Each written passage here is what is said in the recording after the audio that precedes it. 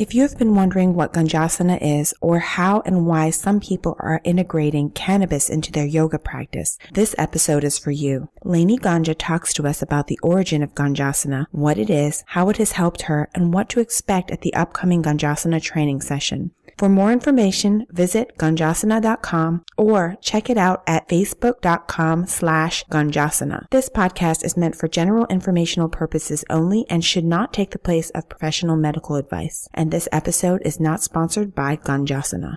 And Ganjasana is the combination of cannabis and yoga, and this is nothing new. This has been going on in ancient history forever, since the beginning of recorded human history. There have been cultures of human beings that do a very ceremonial type healing with the cannabis plant in conjunction with yoga, and they've used it in a sacramental type way, utilizing the cannabis plant as the teacher plant that it is, using it for medicine, using it for insight and guidance to ultimately be their best selves and a more healed individual. So you're able to mitigate your own health and wellness by using the cannabis plant, and that's nothing new. So we're just now, because of the prohibition of cannabis for the past 80 years, this plant has really been demonized wrongfully, and it's been,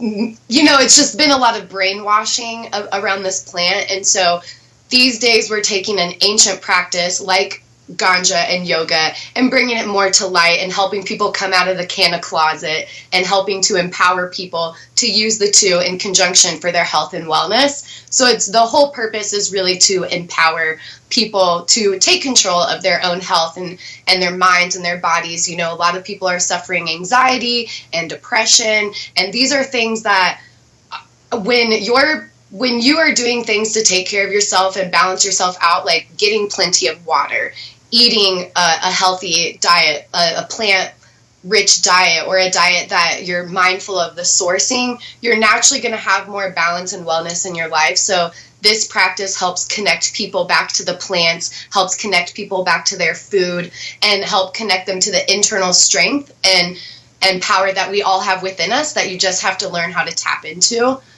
So that's what the Ganjasana practice is all about. And so I'm getting more involved with Rachel, who is the founder of Ganjasana. And it's just a total honor to be even affiliated with Ganjasana, to even know Rachel as a fellow peer. She is truly a gifted woman as far as healing goes. She has a very natural gift of healing, and so to have her be my mentor and to get more involved in Ganjasana is truly a dream come true, and I'm very honored to be aligning with her.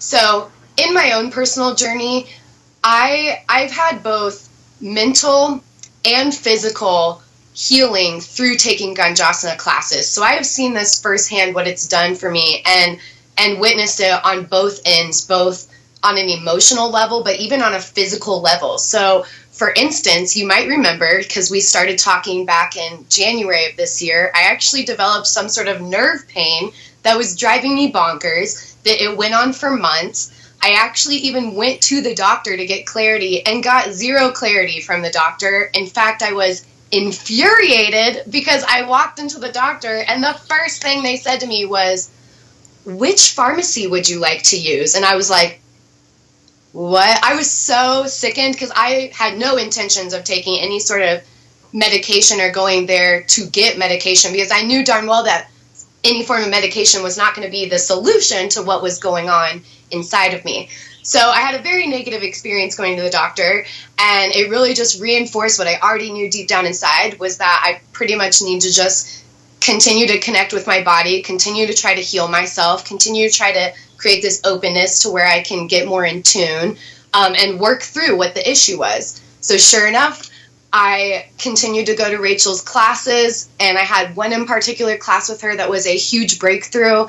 And she took my pain in like a single moment of this class. She took my pain from like a 12 to maybe a 6 or a 5 in a matter of moments. And it's not because she's like sitting there doing things to me, or, you know, it's literally, she just has this gift of communication and of helping you navigate what's going on with you and taking notice and helping you move through these feelings or these pains or these traumas that you have. She's really creating a sense of empowerment with each person. So it was just phenomenal for me to witness that firsthand. And then the more I went to her class, the more one day I was just like, my pain is gone. My pain is totally gone. I have completely worked through this. I've tuned myself to a point where I was able to heal what was ailing me. And it was, to me, it felt like a miracle, you know, like it was just amazing. I wasn't getting answers elsewhere. And it was just so crazy that lo and behold, I did have the ability to heal myself. And she has this way of guiding you through that. And then from an emotional standpoint, as you also know, but I'm sure viewers don't, I suffered a very traumatic experience last year with my mom dying. And my mom died extremely tragically, extremely unexpectedly. And, you know, we had what we felt like was our whole lives ahead of us. And we had all these plans together, and boom, you know, in a moment she was dead and gone. And so that was extremely traumatic. She was my best friend in the world. And I am definitely, without a doubt, I'm telling you and sharing with you that had I not started developing these internal practices of strength and understanding and clarity, I would not have been able to handle my mom's death the way that I did. A lot of people have made comments about how surprised they are, or just like how admirable I handled this tragic death. And I'm like, I have to say that it's definitely the mindful practices, and it's definitely the internal healing and strengthening that I've done of why I was able to react in this way. So from both a physical pain and trauma to an emotional and mental trauma, these practices can just help you beyond what you ever knew possible. And I've experienced it firsthand. So that's why I will always be thankful to Rachel, and I will just always be thankful in general to people who do have this sense of understanding about the world and understanding about our bodies and our mental health and stuff. And anybody that shares these practices, I just am so grateful to. Anybody who shares breath work, anybody that shares yoga, meditation. These are things that are so priceless to our overall health and wellness and our mental clarity and understanding that we all possess inside of us, but some of us just don't realize it. You kind of told me the theory around how it was created and why people are practicing it, but what exactly is it? So it's a very ceremonial type of gathering. So right now Rachel is hosting classes once a month for Ganjasana. She does a plethora of other things in this regard, but I'll just speak on Ganjasana for today. So a typical ceremony, to give you a rundown, is we all gather in a circle and we create a very open, honest, non-judgmental type of environment where we can all just be real with each other. We can speak about these things, maybe different pains and traumas in our life, or just our own personal relationship with cannabis.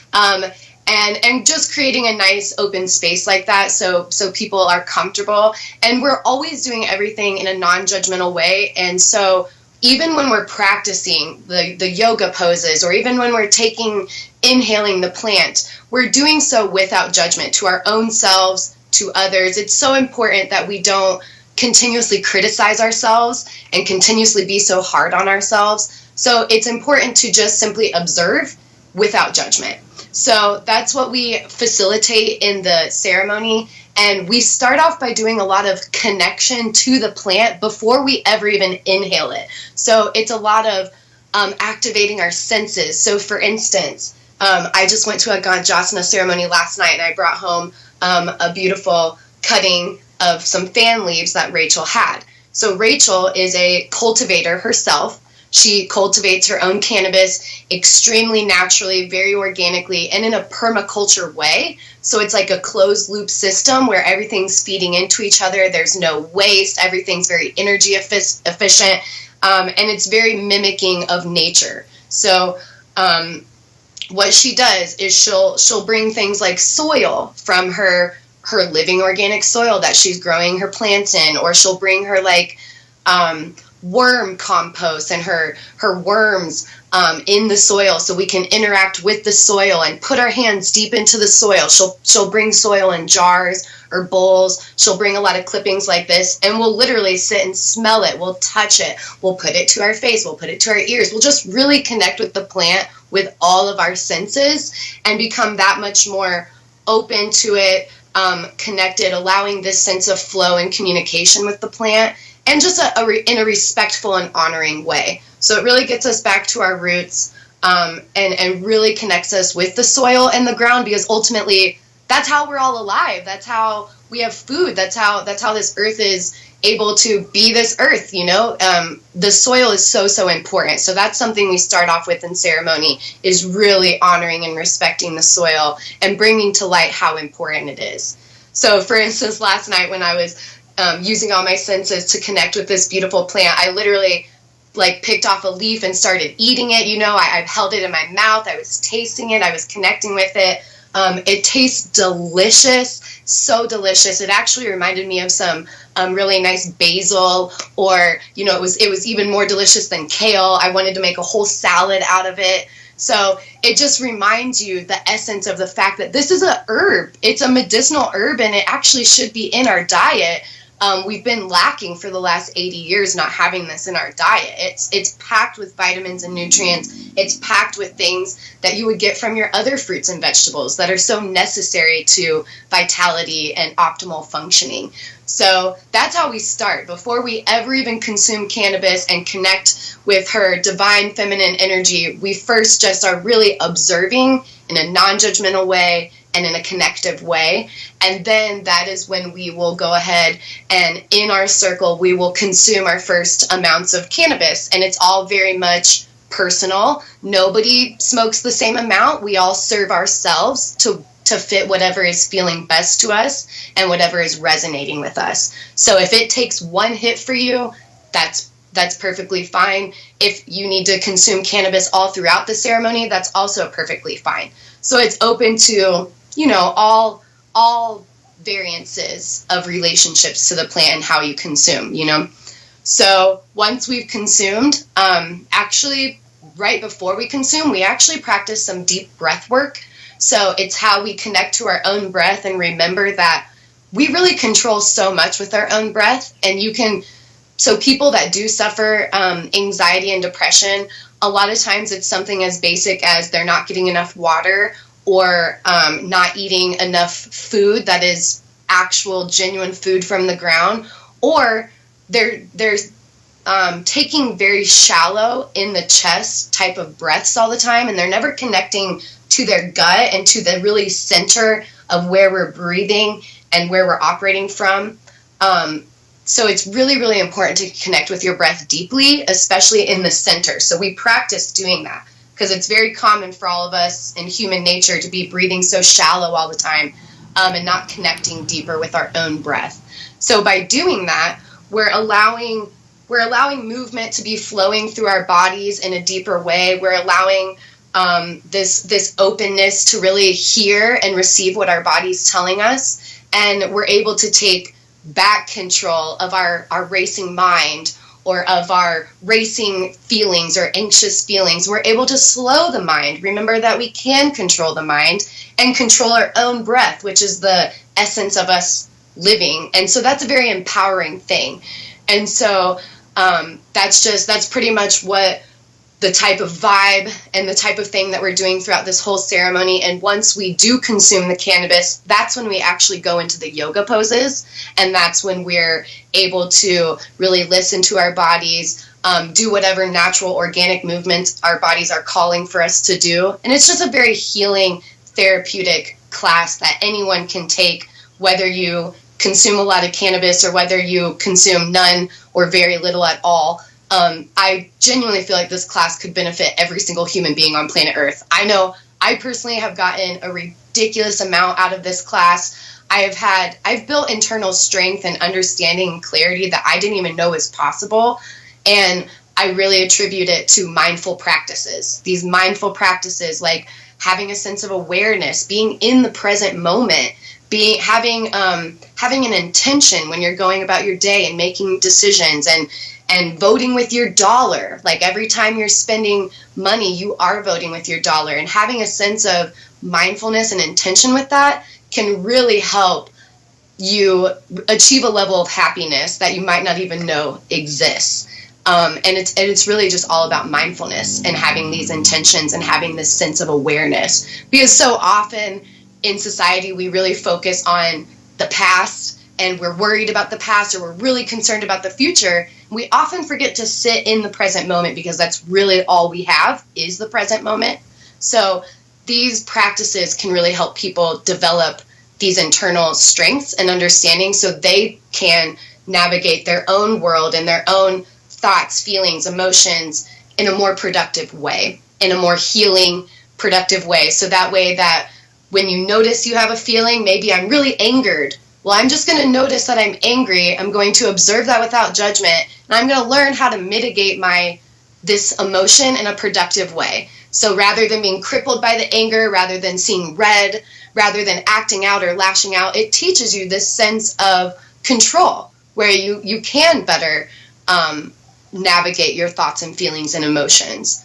So it's really one of the most beautiful things I've ever been a part of, and one of the most amazing transformative things I've ever had the pleasure of sitting in. Like every time I sit down in this class, I get so much out of it. So I'm really excited to share that with as many people as possible. The entire reason this all started was actually through Rachel's own battle with uterine cancer. So Rachel herself developed a 22 millimeter tumor in her uterus when she was only about 23 years old, 23 to 25, I believe, is when it was discovered. Well, she, of course, was at the doctors. They were advising her on what to do. And of course, they were giving her a regimen of, okay, this is what it would look like for your chemo, for your radiation. These would be the pharmaceuticals. And they were preparing her for a full hysterectomy at the age of her early 20s. So she knew in her heart, and because of her connection to plants, she's always been quite connected to plants and wellness. And actually she was going to go to school to be a doctor. And once she realized kind of the mess that's going on within today's kind of medicine and doctor world, it's much more about the profits than she was hoping for. She was kind of saddened by that, and knew that true healing does not come from selling you a pill. So she actually ditched all that, started getting really into herbs. And so when she found out she did have cancer, she knew beyond any shadow of a doubt that she was not going to go the traditional way. She was going to go the plant direction, and she was going to start creating a more mindful relationship between her and everything she was consuming. And that's how she decided she was going to tackle her cancer. And I'm so excited to say that through herbs, through cannabis, through all of her mindful practices, she shrunk her uterine tumor it went from 22 millimeters down to 2 millimeters just by her doing these practices, all by herself, never once did chemo, never once did radiation, has not touched a pharmaceutical. This girl was able to shrink her tumor. So that is where Ganjasana was founded on, by her insights from her own journey with cancer, and knowing for a fact that these plants were helping her heal. And she wanted to then spread that to others. So she's just an amazing human being who has a very deep-rooted background with plants and health, and just has so much insight to share. She actually received a grant to go to Peru, and she studied with the Shipibo tribe of Peru, and she started doing ayahuasca ceremonies with them when she had the cancer. So she specifically got that grant just to test it out, to see if this ayahuasca ceremony would help her cancer, and sure enough, it did. So that's just another example of a plant, an ancient plant like ayahuasca, that's in kind of today's world, I think is taboo or maybe misunderstood, but really the reality is it is a teacher plant, it is a healer plant, and people can use it with a sense of mindfulness and intention in that way. So ever since she came back from Peru, she's taken a lot of these insights from the Shipibo tribe and incorporated it into what she's doing with Ganjasana. So for instance, we always talk about a sense of balance. And when we're communicating with the cannabis plant, that is a female energy. It is the female that produces the buds. It's not a male plant. You have to actually separate the male plants from the female plants so those females can produce those buds. So when we're inhaling that, it's a feminine energy that we are inhaling.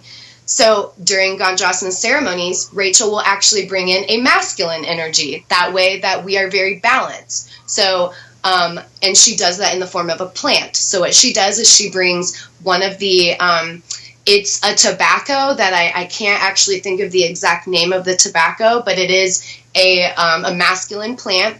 It's this long, very tightly woven leaves of this tobacco plant, and she brought that back from Peru with her.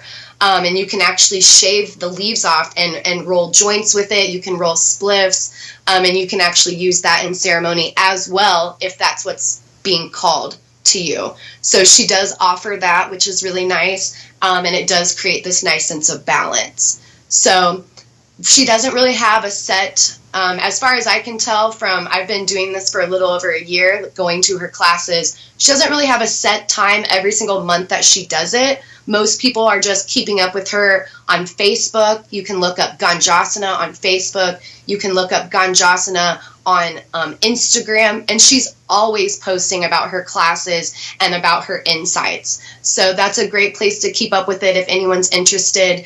And I'm also so excited for her because for the first time ever, she's actually hosting yoga teacher training specifically for Ganjasana. So she is going to start a series of certifications that people can go to these trainings, and you can get a certain amount of hours to be certified in Ganjasana. So then you can learn these insights. You can learn how to then teach a class, how to host a ceremony and things like that, so we can continue to spread this insight as much as possible.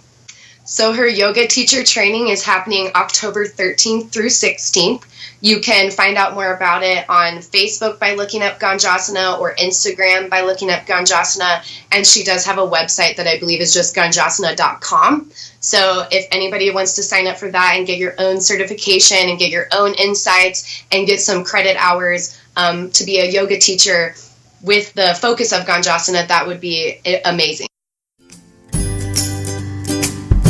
Do you have a product or business you want to share? We want to know what you have to say. Leave us a comment on our website at thethcfoodie.com or on Twitter at SafeTHCFoods.